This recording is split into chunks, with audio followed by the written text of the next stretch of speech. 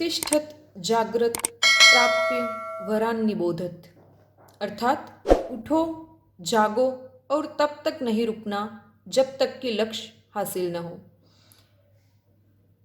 आप सभी ने ये प्रसिद्ध पंक्तियां सुनी होंगी। ये हमारे देश के एक महान संत, विद्वान, प्रकांड पंडित स्वामी विवेकानंद जी की है।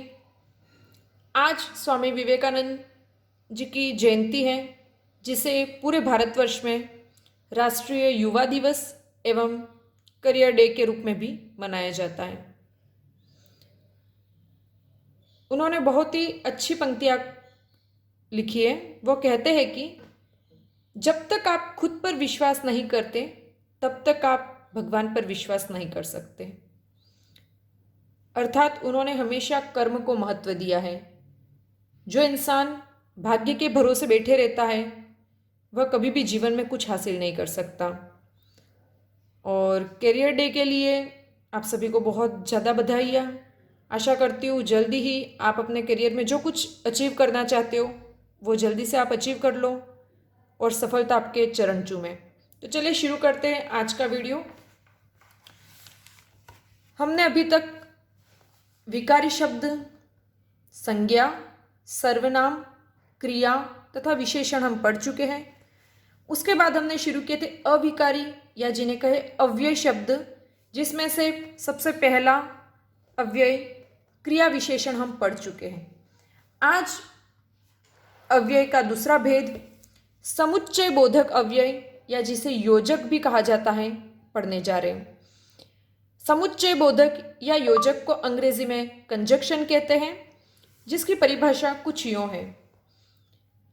जो अव्यय शब्द दो शब्दों, वाक्यों और वाक्यांशों को जोड़ने का कार्य करते हैं उन्हें समुच्चय बोधक कहते हैं। सबसे पहले हम इन परिभाषा पर गौर करते हैं। हमारी परिभाषा क्या कहती है कि समुच्चय बोधक योजक का मतलब ही होता है जोड़ने वाला। इसका अगर अपन शाब्दिक अर्थ देखें, योजक के मायने क्या होते हैं? जोड़ने वाला। तो समुच्चय बोधक क्या काम करता है? या तो दो शब्दों को जोड़ेगा। अब कौन कौन से दो शब्द? तो कोई भी दो शब्द हो सकते हैं, जैसे कि मैं कहूँ राम और श्याम, लता और सीता, लता और सीता, सीता और गीता,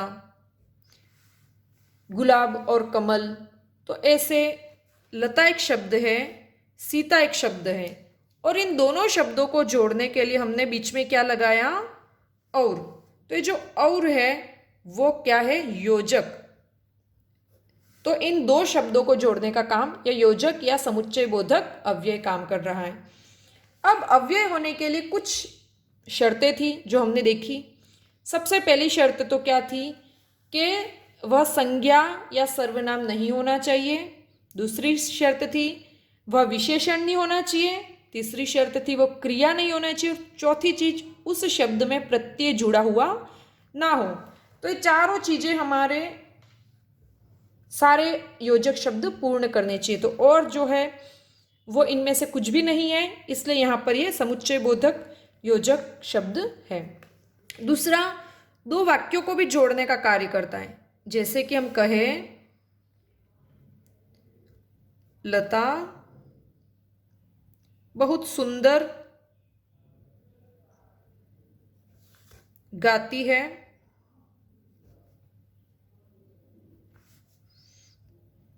तथा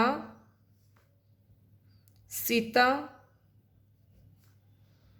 सुंदर नृत्य करती है।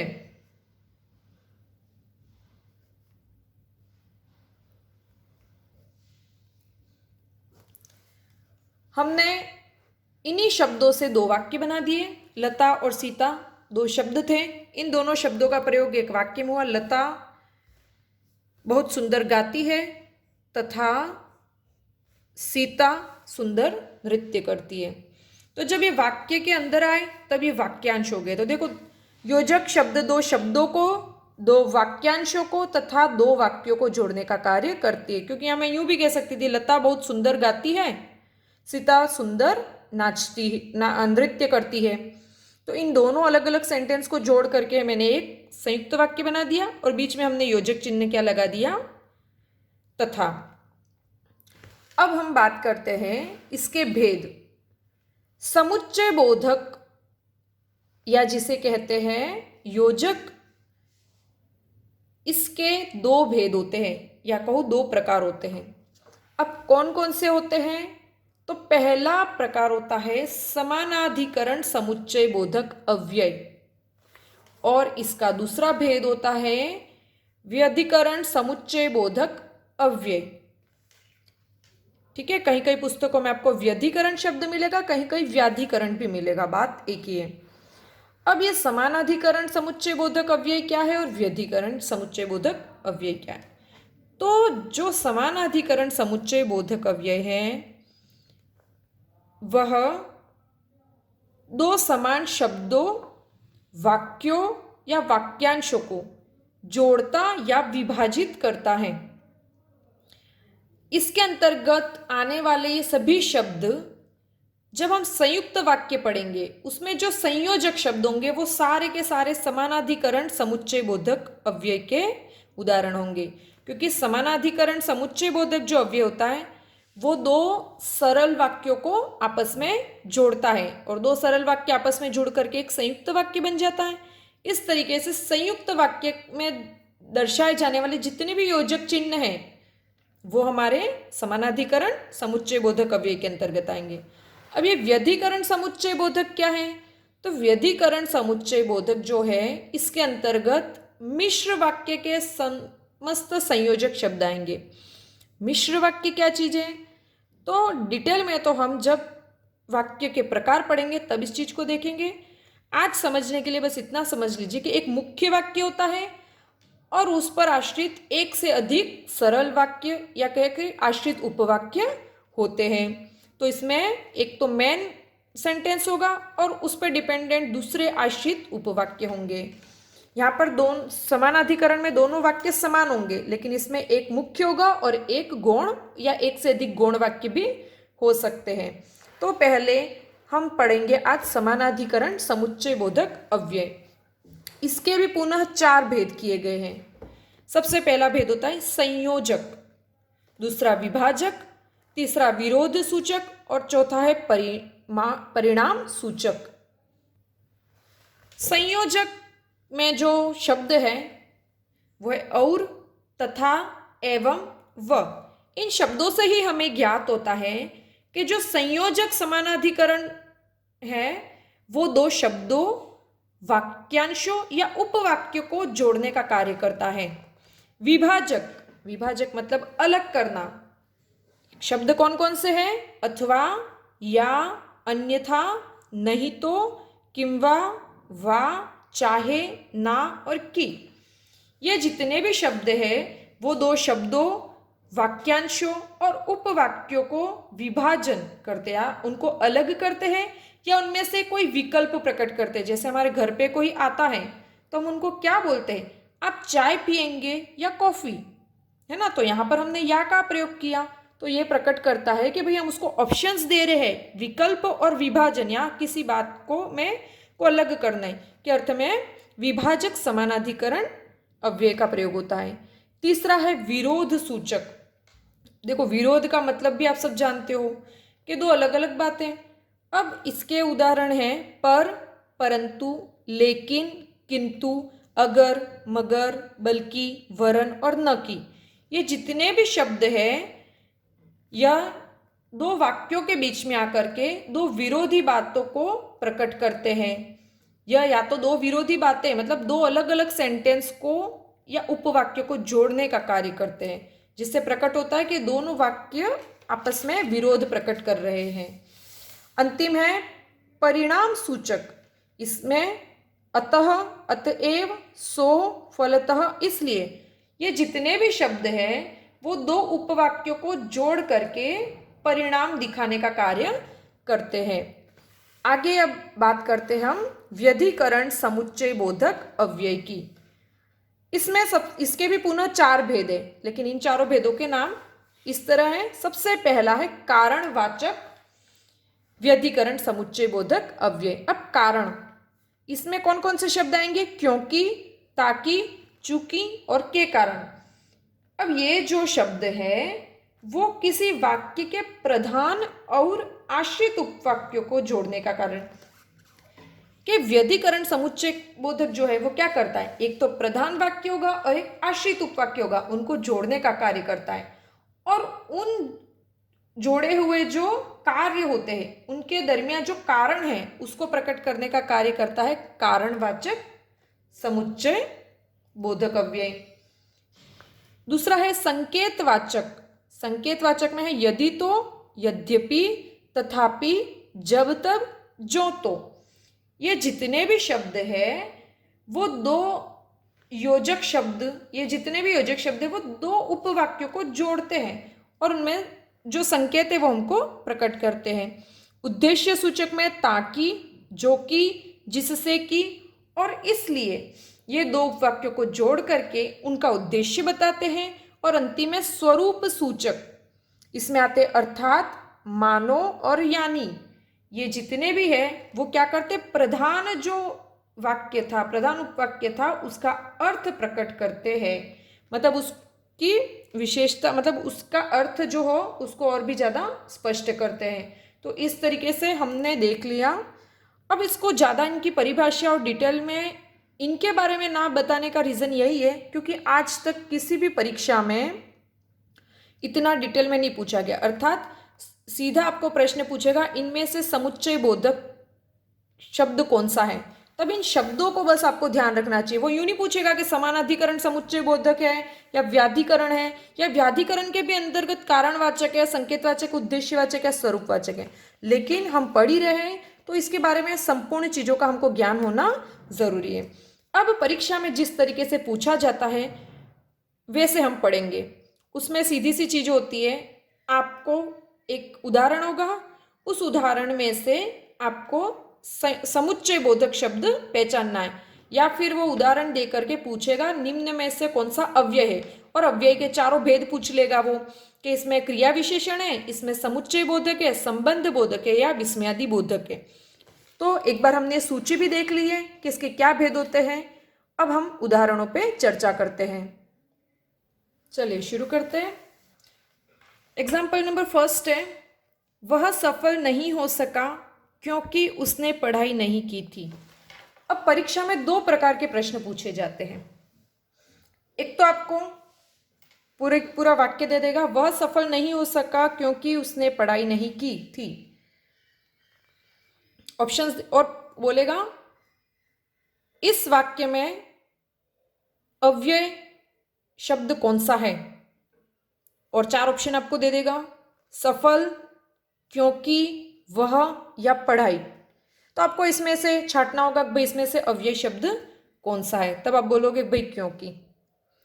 दूसरा वो पैटर्न ये हो सकता है कि वह यही वाक्य दे और आपको पूछे कि इसमें कौन सा अव्यय शब्द है, और आपको बोल दे क्रिया विशेषण, संबंध बोधक, समुच्चय बोधक या विस्मयादि बोधक, उसमें से पहचानना हो।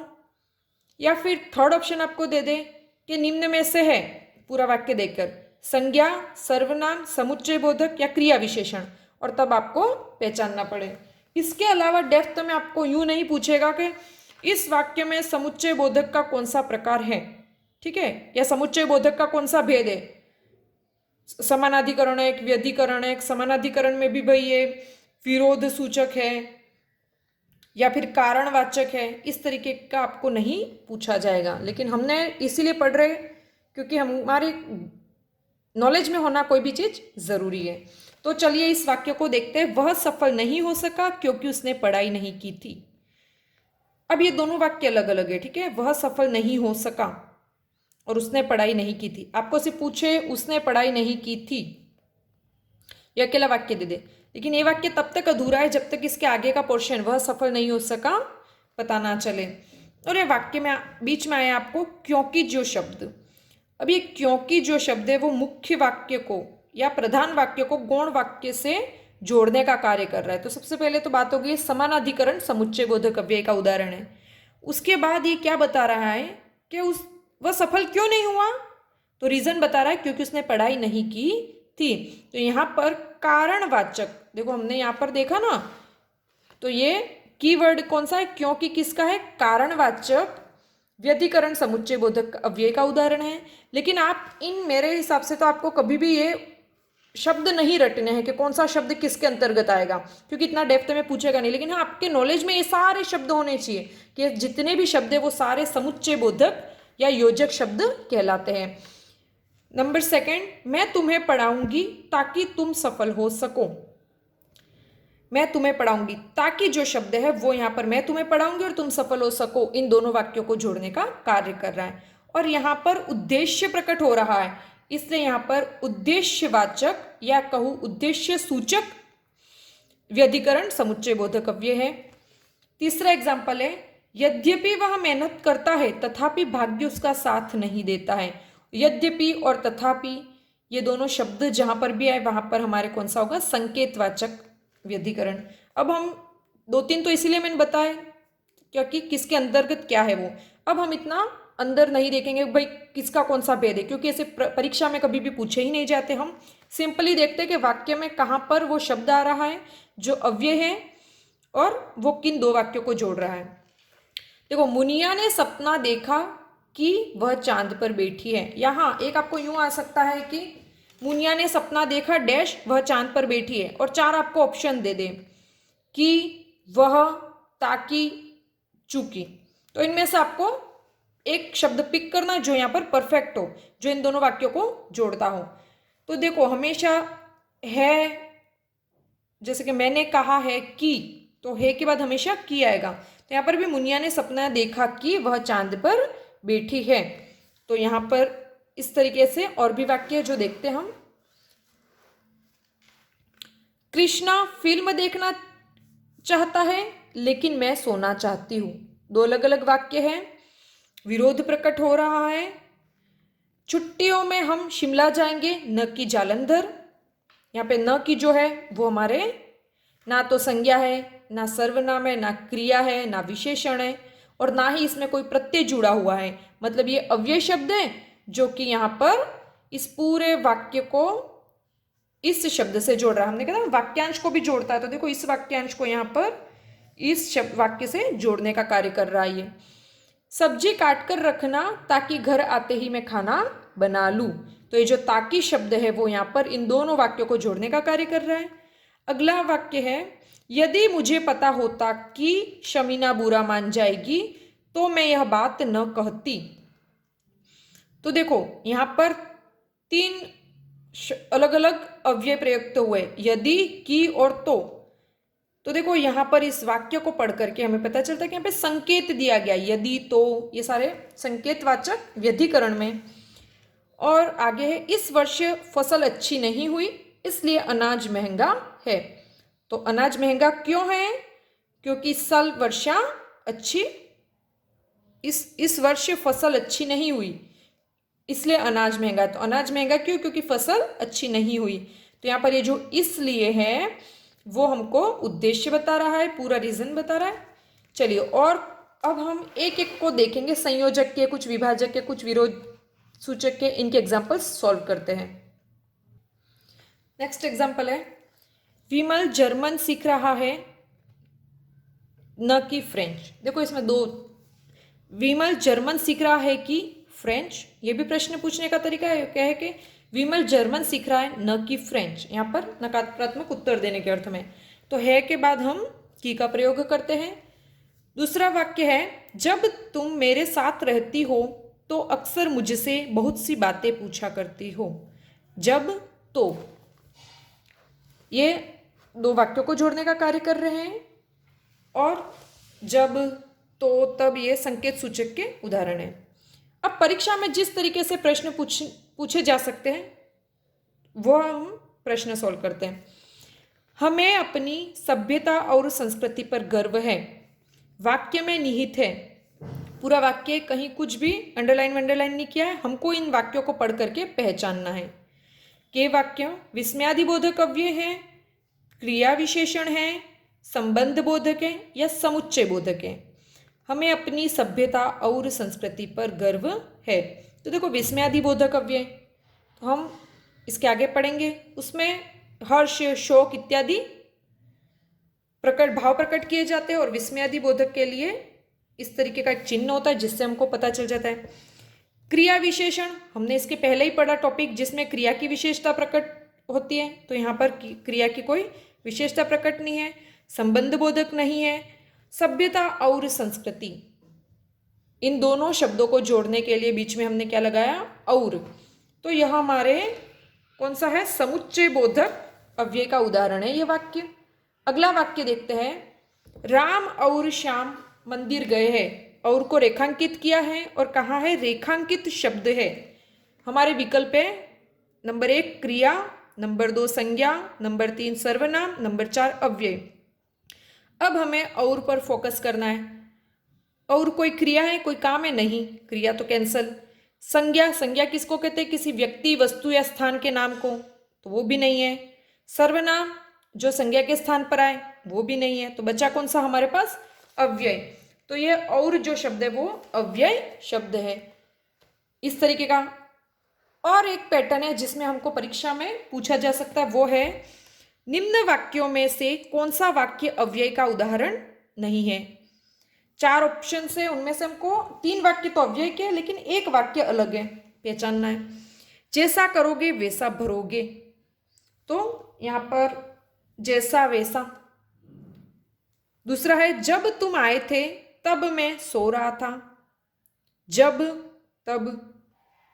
यदि वह मेहनत करता तो वह सफल हो जाता, यदि तो। जो सोएगा सो खोएगा, जो सो। अब इनकी पहचान कैसे की जाए, तो हम बात करते हैं जैसा वैसा, जब तब, यदि तो और जो सो। इन सारे शब्दों में से कोई भी ऐसा शब्द है क्या जो संज्ञा है, सर्वनाम है, क्रिया है या विशेषण है?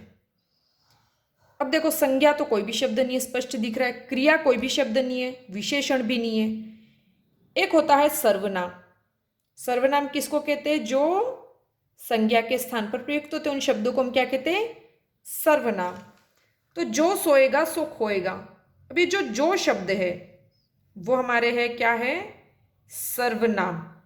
अब क्यों है, तो हम यहां पर प्रश्न पूछते कौन सोएगा, तो इस कौन का उत्तर हम दे सकते हैं राम, लक्ष्मण, जो भी। तो यहां पर ये जो शब्द है वो रिप्लेस कर रहा है राम शब्द को, मतलब यह संज्ञा के स्थान पर प्रयुक्त शब्द है। तो ये जो है, जो सोएगा सो खोएगा, ये हमारे संबंधवाचक सर्वनाम का उदाहरण है, संबंधवाचक सर्वनाम का। और हमने अव्यय की सबसे पहली शर्त यही है कि वो संज्ञा या सर्वनाम नहीं होना चाहिए, और ये जब सर्वनाम है तो ये अव्यय हो नहीं सकता। अब बाकी तीनों एग्जाम्पल्स में भी हम जैसा करोगे वैसा भरोगे, कैसा करोगे तो वो कोई ढंग बताएगा, लेकिन किसी व्यक्ति, वस्तु, स्थान का नाम नहीं है। जब तुम आए थे, कब आए थे, तो समय बताएगा। यदि वह मेहनत करता तो वह सफल हो जाता, यदि तो। इन शब्दों के स्थान पर भी कहीं पर भी कोई संज्ञा या सर्वनाम शब्द नहीं आ सकता। लेकिन जो चौथा उदाहरण था वहां पर जो शब्द था वो सर्वनाम था, जो कि राम या कोई भी किसी व्यक्ति के नाम के जगह पर, स्थान पर आया था, इसलिए यह संबंधवाचक सर्वनाम। और हमने जब संबंधवाचक सर्वनाम पढ़ा था तब हमने भी कुछ शब्द पढ़े थे कि जैसा, ये दिखाई तो ऐसे ही देंगे जैसे इनमें 2 वाक्यों में संबंध प्रकट कर रहे, लेकिन असल में ये अव्यय शब्द थे, ना कि सर्वनाम शब्द। और भी कुछ एग्जाम्पल फटाफट डिस्कस कर लेते हैं। इन वाक्यों में हम रेखांकित करेंगे कौन कौन से शब्द हमारे समुच्चय बोधक है। आप रोटी खाएंगे या चावल, इसमें कौन सा शब्द हमारे समुच्चय बोधक अव्यय है, या। सभी जानते हैं कि पृथ्वी गोल है, यहां पर कौन सा है, कि। हम मुंबई गए थे लेकिन गेटवे ऑफ इंडिया ना देख सके, हम मुंबई गए थे, गेटवे ऑफ इंडिया ना देख सके। 2 वाक्य जिनको जोड़ने वाला है लेकिन। देर से नाश्ता किया था इसलिए भूख नहीं लगी है, भूख क्यों नहीं लगी है, क्योंकि देर से नाश्ता किया था, तो इसलिए जो है वो यहाँ पर अव्यय है। खूब मन लगाकर पढ़ो ताकि परीक्षा में सफल हो सको, इस वाक्य में कौन सा है अव्यय, ताकि। यदि पानी आता तो नहा लेती। तो पुस्तक खरीदनी थी किंतु दुकान बंद थी। किंतु दुकान बंद थी इसलिए पुस्तक नहीं खरीद सका। इसलिए देखो वाक्य की लैंग्वेज बदलते ही यहाँ पर विरोध सूचक था, ठीक है, और यहाँ पर इसलिए लगा करके परिणाम सूचक बन गया। पिताजी ने रंगे हाथों पकड़ लिया था, फलतः खूब मार पड़ी। तो फलतः शब्द, उसे जाना था लेकिन वह बीमार हो गया। लेकिन सत्यवादी मास्टर जी मानो राजा हरिश्चंद्र के अवतार। मानो ये स्वरूप सूचक व्यधिकरण समुच्चय बोधक अव्यय के उदाहरण है। स्वामी विवेकानंद अर्थात संस्कृति सभ्यता के रक्षक, अर्थात यह भी स्वरूप बोधक का उदाहरण है। और अंतिम में खाना बना दिया है जिससे कि बच्चे खा सके, जिससे कि, ये सारे जितने भी वाक्य हैं हमारे, यह हमने समुच्चय बोधक अव्यय के देखे। अब इसमें देखो एक चीज कॉमन है कि यहाँ पर जितने भी ये समुच्चय बोधक शब्द है वो हमेशा दो वाक्यों के बीचों बीच आए, है ना। ये शब्द ना तो कोई संज्ञा है, ना सर्वनाम है, ना क्रिया है, ना विशेषण है, और ना इनमें प्रत्यय जुड़ा हुआ है। तो इस तरीके से हमने आज एक आसान सा टॉपिक समुच्चय बोधक या कहो योजक या अंग्रेजी में कहे तो कंजक्शन जो है उसको कंप्लीट किया। यह दो शब्दों, दो वाक्यों या दो वाक्यांशों को जोड़ने का कार्य करता है। जब दो सरल शब्द आपस में जुड़ते हैं तो वहां पर समानाधिकरण समुच्चय बोधक, और जब मिश्र वाक्य अर्थात एक मुख्य वाक्य के साथ एक से अधिक आश्रित वाक्य जुड़ते हैं तब व्यधिकरण समुच्चय बोधक अव्यय होता है। ये जो शब्द है वो तो आपके सिमिलर ही है, कहीं कहीं आप यहाँ पर भी वही शब्द मिलेगा, यहाँ पर भी वही, लेकिन वाक्य का प्रकार आपको तब देखना होता है। लेकिन हमारे इतने डेप्थ में आता नहीं है, हमको सीधा पूछेगा कि इस वाक्य में कौन सा समुच्चय बोधक शब्द है, या फिर शब्द देख करके पूछेगा कि कौन सा अव्यय का कौन सा प्रकार है। हमने 3 टाइप के प्रश्न जो कि परीक्षाओं में पूछ सकते हैं, उन तीनों टाइप को नंबर 1, नंबर 2 और नंबर 3, इन तीनों को हमने डिस्कस कर लिया है। और इन तीनों में कहीं पर भी भेदों के नाम इत्यादि कहीं पर भी आपको पूछेगा नहीं। आशा करती हूँ आज का वीडियो आपको अच्छा लगा, समझ में आया। प्लीज़ वीडियो को लाइक कीजिए, प्रोत्साहन दीजिए, क्योंकि आपका प्रोत्साहन और भी ज़्यादा प्रेरित करने वाला होता है। और अगर आपने चैनल को सब्सक्राइब नहीं किया तो प्लीज़ इसको सब्सक्राइब कीजिए। ऊपर आई बटन पे क्लिक करेंगे तो आपको दूसरे भी इससे रिलेटेड वीडियो मिल जाएंगे, उन वीडियोस को भी देखिए, आप उनको भी लाइक कीजिए, अपने दोस्तों के साथ शेयर कीजिए। एक बार पुनः आप सभी का बहुत बहुत धन्यवाद।